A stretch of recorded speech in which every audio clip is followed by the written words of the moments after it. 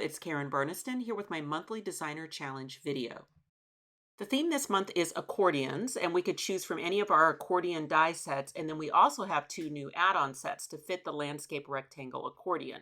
So for my project, I will be combining the Landscape Rectangle Accordion with the Cupcake Add-ons set to make this fun birthday card. And then there are places on the back of the card to be able to sign and write a personal greeting. These are the 5 dies that are used on this project. So I'll start first with our Landscape Rectangle Accordion. With our accordion dies, you can choose the number of pages. In this case, I'm going to make a 3-page accordion, and the first cut I'll make is just a regular accordion page. Now, I find rolling that through your machine a little bit on the diagonal makes it a little bit easier to roll through. I'm going to add in another die, and it's going to be our Circles Crosshatch set. And that's what I'm going to use to cut the windows in the other 2 pages to be able to have those little dangling charms.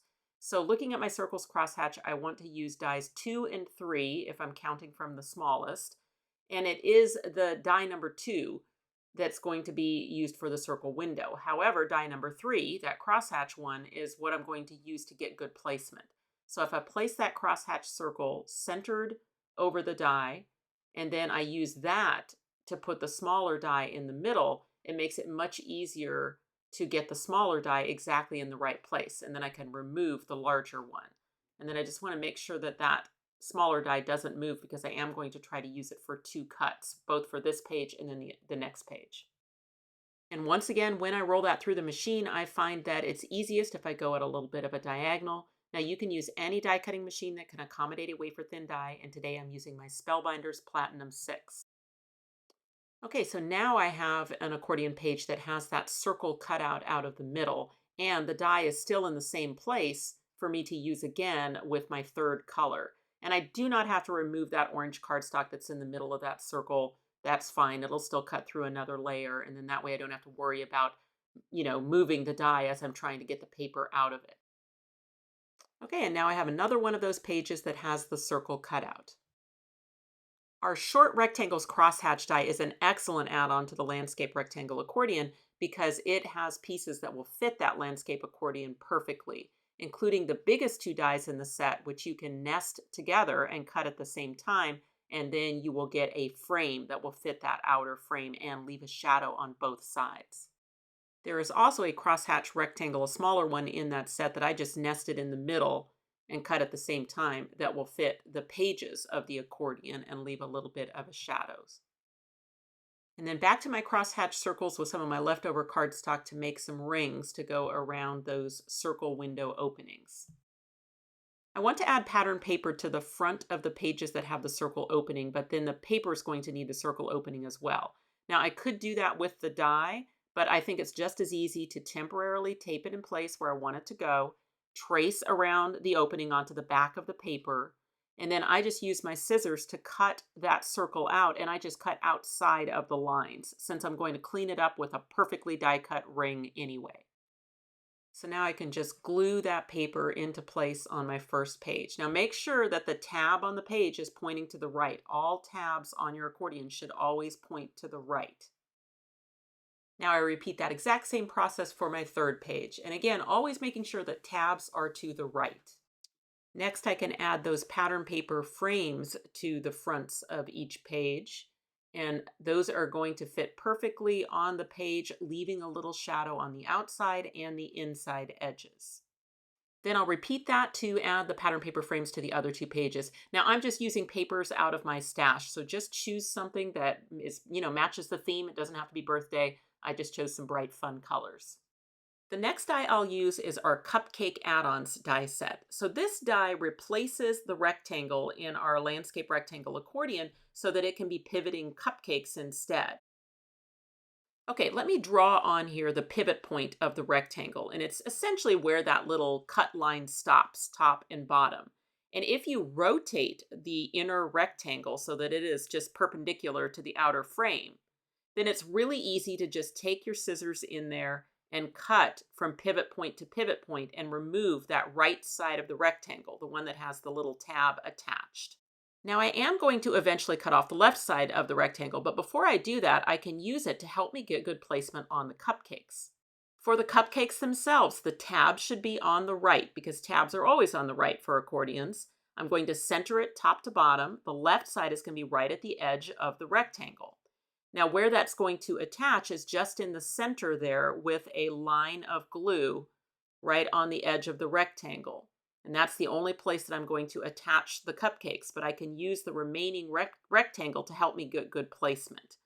And then I'm just going to press my line of cupcakes down so that it's centered top to bottom. The left edge is on the edge of the rectangle, and then the right tab should just hit that inner frame. Then once I have those cupcakes connected to the rectangle, then I can trim away that left side of the rectangle, just making sure I don't cut the cupcakes and that I leave a little stalk of the original rectangle connected because that's what connects the inner cupcakes to the outer frame. I've cut another row of cupcakes to glue behind the first one, but I don't need a tab on both. I just need the tab for the first one, so I'm going to trim the tab off of the one that goes behind. And then for the left side, I would like to keep that secondary cupcake until later because once I glue those two tabs together later on, then I can use that left cupcake to make a sandwich around that tab. But I'm not ready for that step yet, so I'm just going to temporarily trim off that left cupcake and put it aside. But the right two, I can go ahead and glue behind the first ones, and then that will both cover up the mechanism so you don't see it and also make it stronger. So I'm not going to spare the adhesive on this because I would like it to be very strong. Okay, quick check that it can still pivot, and then I am ready to attach these pages together. It is the long tabs that are on the right side of each page that connect them to the next page. So I'm going to go ahead and work the fold line of that long tab. I can even use a bone folder to make sure that I get a nice crisp fold, and then I'm going to glue those first two pages together. Now, I like LINECO neutral pH adhesive in my fine tip bottle. We do sell both of those items on our website, but a good strong glue is definitely my favorite. So what I can do is I can place that page 2 face down over page 1, and that way I can really get a good alignment on the bottom and with the pages and everything and make sure it's all nice and straight. And then I can just press that tab down and attach it to the back of page 2. And my bone folder might be helpful for that. So the connection between the first two pages is a valley fold, like this. So doing it with those pages face to face is a great way to connect them. Now the next two pages, I'm going to use the tab that's on the right side of page 2, and I want to reverse that because this one's going to be a mountain fold in the finished card. So my next page is going to attach to it like this. So I'm going to add my adhesive all over that tab. And then I can place that tab into it, or I can once again use the pages by lining them up over the top of each other and just getting the tab attached. And that way I know I have a nice straight alignment and it's going to stand nicely on the table. Okay, and then I can flatten that all out for decorating, but that's how it's going to be in the finished card. It's going to be valley fold between the first two pages, mountain fold between the second. Now you can make as many pages as you want in your accordion. I've decided to stop at 3 pages. So now I will not need the tab that's out on the right side of page 3. And I can go ahead and use my trimmer or a pair of scissors to cut that off at the score line. And similarly, there's a small tab on the inner pivoting rectangle that will not be needed because there is no page 4. Once I have my pages connected together, I can flip the whole piece over, and then I've done pattern paper frames to fit the other side of each page as well. And I wait until the pages are connected together before adding those pattern paper frames to the back so that the pattern paper frames will cover the tabs. Okay, moving on to the final die that I'm going to use on this project, which is our birthday charms die set because it has an adorable little cupcake charm. So I use the cupcake charm die and the frosting die and then the tiny little heart that comes in that set. And then I assembled 2 of those cupcakes matching each other using double-sided adhesive on the back of the cardstock so that they would be sticky. And then I can just glue those back to back. And that way if the charm spins around when the card is open, it looks great on both sides. Then I repeated that for a second back-to-back cupcake charm. To dangle the charms, I'm going to take a piece of 4-ply baker's twine and separate it into 2 pieces of 2-ply baker's twine. And then the easiest way that I find to be able to thread that twine through a hole is just to put some glue on the end and then rub it between my fingers so that it's a needle tip. Okay, so I need a hole in my circle frame to be able to dangle the charm. And then what I found easiest is to take the twine through the charm, then through the front of the circle. Then if I flip the whole thing over, I can use temporary tape to actually hold the cupcake down. I just taped it to the table in the center of that frame. And that way it has some resistance where I can easily tie a knot in the twine to keep it dangling right in the center of that frame. And then I want that knot to be hidden behind the circle frame when I glue it on. So I'm just going to get that knot in it and then trim off the excess. Okay, so now I have that circle frame with that dangling charm, and it can be glued to the page where the circles, the inner circles, just line up perfectly. Okay, so there's my cute page 3 with dangling charm, and then I just need to repeat that for my page 1. Returning to my Cupcake Add-ons set to do the decorating of the cupcakes. Now, one nice thing is that you get doubles of the pieces. So there are 2 cupcake liners that are identical and 2 frosting pieces that are identical. They do have a nice emboss feature on them. It's optional, but it does give a very cool look. So what I'm going to do is set up my Spellbinders Platinum 6 with an embossing sandwich. So what that means is the die is face up on the platform, then the paper, then my squishy mat, then my purple embossing mat. Now, if you're using a different machine, just go on YouTube and put in how do I emboss a wafer thin die with my X machine, whatever machine you have. And what that embossing step is going to do is push that paper up through that die and give you those cool embossed features. But then I need to set my machine back up for a cutting sandwich and go back in and cut them. So it's a 2-step process. It's very easy to set those dies right back into those grooves again. I find that I really don't even have to tape them down.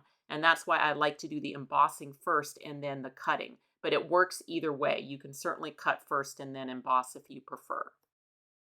Another way to style the frosting for the cupcake is just to cut it. In this case, I cut it out of pattern paper. I didn't emboss it because instead I plan to use the sprinkles die over the top of it. Now, I cannot nest the sprinkles die in and cut it at the same time because of those emboss lines that are in the frosting die. But I can do it as a 2-step process. And then what the sprinkles will do is they'll cut out of the frosting piece, and they're, perfectly spaced and variety, and then when you layer that over a solid color, then it fills in all the sprinkles for you. But another way that you can use the sprinkles is you can use them as positive space sprinkles that you can just put on any of the frosting. And in that case, I like to cut it with the double-sided adhesive tape on the back so that all of those pieces are stickers. You can leave your cupcake frosting and liners tone-on-tone embossed, or you can further highlight that embossed texture by using the dies as stencils with some ink and a sponge. And then sponging right through the die will add some highlights to those pieces. So that's just completely personal preference as to whether you like them uninked or inked. For cleanup, I just put the dies on a rag and squirt them with some water and then dry them off. I'll build the cupcakes by gluing the frosting pieces on first, up at the top, and then leaving an equal amount of red showing around the frosting. And then I put the cupcake liner on so that it overlaps the frosting and again leaves an equal amount of red showing around the bottom edges. And then I just repeat that with my other 2 cupcakes. For sprinkles, I cut them out of 3 different colors, all 3 with that double-sided adhesive on the back so that they will become stickers. And then I find tweezers is the easiest way to add sprinkles. And I'm just going to pick those up and use some of them inlaid into the openings on the one that has all of the sprinkles. And then the other ones I'll just use sprinkled around the other 2 cupcakes. I added clear packing tape over some red cardstock so that when I cut the hearts and the cherries out of the Cupcake Add-on set, that they will be shiny. Then there is a die in the set that will cut 2 cherry stems, so I cut those out of green. So the way the cherries are constructed is that there is a cut in the cherry itself, and I just like to take my tweezers or something in there to kind of hollow it out a little bit to make it easier to weave the cherry stem through. So then you just weave the green stem through from underneath And then a little spot of glue on the back will hold those two pieces together. And of course, you can adjust the angle of the stem. I like to put a cherry on the center cupcake because I can cover up a little bit of that remaining mechanism. I just have to make sure the cherry stays out of the pivot point. And then I'll use the hearts on the cupcake liners for the other two cupcakes. Okay, and then the last bit of decoration that I'll do before assembly is just add some of those streamers out of the cupcake set. Now, I cut them out of a whole bunch of colors because I wasn't sure how many I was going to use, but in the end, I just liked one on each page. So now I have some leftovers for my next project. All right, for final assembly, I'm going to work the tab on the first page like a mountain fold, so I'm folding away from myself. And then the fold on the cupcake page, I'll start as a mountain, but then I'm going to reverse it and make it a valley fold. All right, now I'm going to stand the accordion up on the table and work that valley mountain fold between the pages. Then I want to rotate the first two pages so that they come together, and that tab is going to connect them. So essentially, they're each going to rotate, and then in the closed position, that tab is going to connect page 1 and page 2. And if I do that in that closed position, then I can see where the adhesive needs to go on the tab, because the teal tab is wider than the cupcake, if that makes sense. So I'm just going to do that in the closed position so that I only added glue in the section that the cupcake would hit. And then of course, it's always a good idea to wait until the glue sets up before you open it. So let me try that again. So in the closed position, I am just getting in there and pinching that cupcake so that it attaches to the teal tab. And then now those two are connected together. Okay. Then on the next set of pages, they're going to connect using that cupcake tab, but behind in the back here. So again, if I want to find the closed position, I can collapse it all down, and then I can see that little tab that needs to come up and over and attach to the back. So then I can do it in the closed position. It is a small tab, so I'm going to have to give that a second to set up before I open up the accordion. But once that's set up, or I feel that it's set up, then I can open it up, and then now I have everything connected together. Now remember, I still have that one red cupcake that I snipped off at the beginning to glue to the back, both for strength, and now it will end up with that teal tab sandwiched between the two cupcakes. So now when I close this up and look on the back, you can see the little dangling cupcake is showing the bigger cupcake behind it, which I think is a cool look, and I'm going to repeat that for the front one. But first I'm going to decorate this back of the card as a place to write a personal greeting. The die I'm using is the stitched rectangle that comes included with the Landscape Rectangle Accordion, and I've cut 2 of those out of white cardstock, and I'm going to glue them on both sides of the opening. Then I'm going to finish it off with one of those circle frames. I really like the way that looks with the small charm overlapping the visible big decorated cupcake behind it in that closed position. And I don't get that same effect on the front of the card right now. It's just over the back of the center cupcake, which means it's just solid red. But I can fix that by just adding a decorated cupcake to the center cupcake on the back. And if I were to make this card again, of course, I would add that decorated cupcake to the back before I assemble the full accordion. But I didn't realize I wanted it, and I did want to just demonstrate that it's always possible to change your mind and add a decoration even after the piece is put together. I do think it was worth it though, because I like that front of the card with that bigger decorated cupcake peeking through the window. Then when you open it, the little cupcake charms are going to dangle in the opening, and those big cupcakes will be revealed. I decided not to add an additional greeting just because it said happy birthday to you all over that pattern paper that I'd used. So that kind of is standing in as my greeting. And of course I can write something on the back in those 2 white rectangles.